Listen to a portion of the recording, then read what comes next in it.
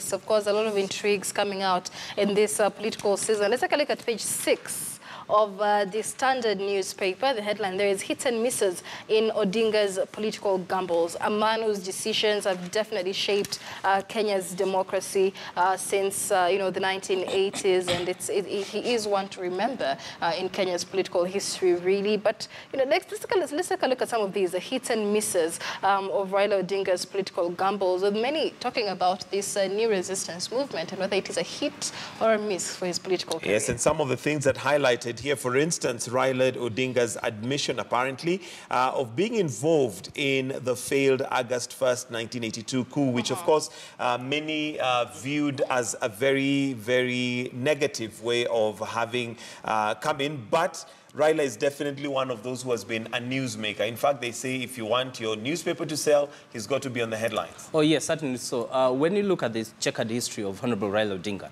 the hits and misses, there comes out this trait whereby if he has pursued a certain course of action and he comes upon a stumbling block or a challenge, then he has had this uncanny wiliness and brilliance of charting out another course of action. First, when he was in Ford Kenya, we remember that his late father, Jaramogi Oginga Odinga, was the chairperson of Ford Kenya at that time. And thereafter, after he died, there seemed to have been a struggle for the leadership of Ford. Two factions, one headed by Raila Odinga and the other one by Wamalwa Kijana. It was very vicious. And when all means to take over Ford Kenya did not seem workable, Raila Odinga, I think, was the very first politician to take the principal stand. He resigned from Ford Kenya. He went into a relatively unknown party, the National Democratic Party, NDP, and contested his parliamentary seat. And thereafter, he was able to still win his seat, to draw a huge following.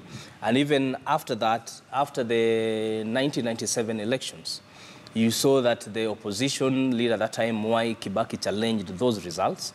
He did not recognize the win of President Moi at that time. But Honorable Raila Odinga took a reflection step back and thereafter came with what is called the politics of cooperation. He cooperated with KANU, President Moi at that time, went into government, they formed new KANU, and that basically is what was able to lead into an implosion from within when he led out the rebels again out of KANU, and thereafter leading to his subsequent Kibaki Tosha. So you look at his history as one of hits and misses, and definitely the pundits are still out on this.